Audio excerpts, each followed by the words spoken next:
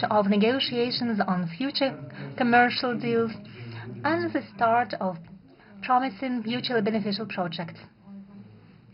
Let me stress, most importantly, when we conceived and proposed this forum, it was initially intended to show what multifaceted opportunities our cooperation can offer, and to make it clear the Russian delegation did not only come in order to discuss energy issues and sign contracts for the supplies of oil and gas. What we want is development of our multifaceted relations with India on various fields. His Excellency Prime Minister stressed on many occasions in our private talks that India has vast and growing opportunities in many fields, but up until now they haven't been used to the extent that both parties want to see it. That is exactly the reason why we convened this forum.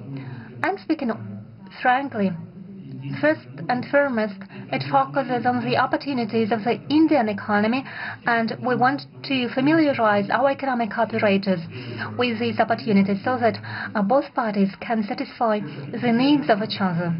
It is essential, since those are solid and multifaceted ties between Russian and Indian businesses that are one of the main pillars of special and privileged strategic partnership of our countries. Indeed, Russia and India are long-time trade partners. Trade volumes are growing at a sustainable pace, and over the past 3 years we saw a record increase of up to 80%. As a result, last year the Russian-Indian trade volume reached $64 billion. At the same time, it's obvious that there are vast opportunities for further increase of bilateral trade and investment. Russia and India have big consumer markets and an impressive economic, technological and resource potential. Once again, I would like to stress that under the leadership of His Excellency Modi, India is conducting an absolutely independent and sovereign policy, and at the same time achieves very good results in the economic field. Today, the Indian economy is one of the fastest growing in the world. Figures speak for themselves. Over a decade, the GDP of the country has almost doubled, and in terms of the purchasing power parity, it increased by 2.5 times. Thanks to the sound economic policy and such landmark initiatives by Prime Minister Modi as Make in India program, India is strengthening its technological sovereignty. The Indian processing and light industry, IT sector, and pharmaceuticals take leading positions in the world. In Russia, we study the Indian experience with interest, and it is used in implementation of our national programs of import substitution and localization of products with high value added. The leadership of 2 countries, and Prime Minister Modi and I in person, pay particular attention to deepening multifaceted economic ties between Russia and India. Following today's negotiations, we adopted the program for the development of Russian and Indian economic cooperation. This comprehensive document aims at making sure that we can achieve the goal Mr. Modi and I set for ourselves, so that we can increase the trade volume by 2030 to $100 billion.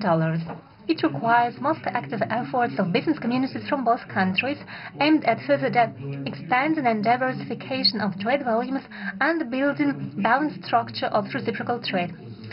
Given the significant trade deficit of Russia, the Russian business, our companies, are ready to manifold increase the purchase from India of a widest range of goods and services.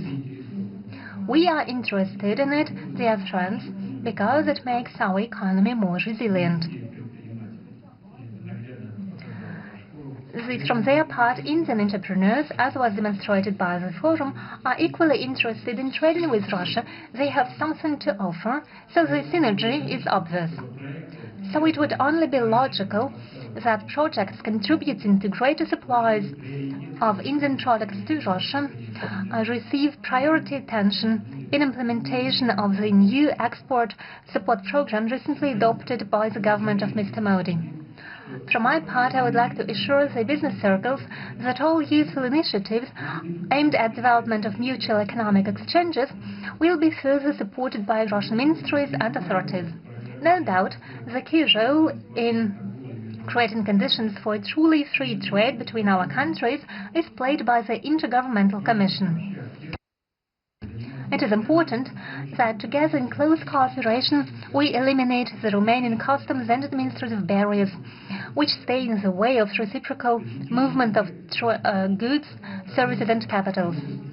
In this regard, a strong impetus, as it seems, could be given by rapid signature of a preferential trade agreement between India and the Eurasian Economic Union. Free trade is unthinkable without a resilient system of bilateral settlements and reliable payment and insurance mechanisms. Tangible advantages are offered by the use of national currencies. It makes it possible to ensure uninterrupted financial transactions regardless of external developments.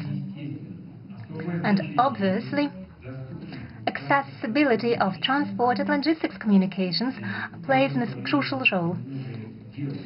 A lot is already being done in this regard.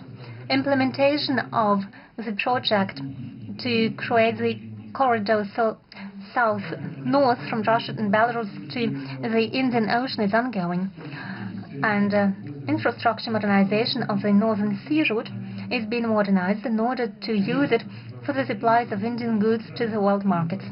Obviously, the cooperation of our two countries should not be limited to trade alone. We should move on and enhance our industrial cooperation. Together, we should create new cutting-edge products and strengthen technological alliances.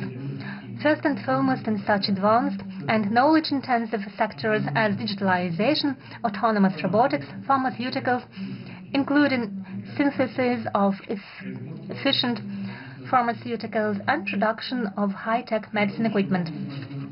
We are ready for broad cooperation with India in the field of artificial intelligence, where our countries have already advanced a lot. Russia is interested in participating in the as I've just mentioned it to Prime Minister, we are ready to participate in the Summit on Artificial Intelligence scheduled to take place in India in February 2026. We will send a representative delegation. In conclusion, I would like to stress once again further strengthening of Russian-Indian trade and investment ties and close cooperation between business communities effectively contributes to economic growth and development and greater well-being of our citizens, and therefore it meets the fundamental interests of our countries and peoples. I would like to wish to the participants and organizers of the forum all the best. Thank you for your attention.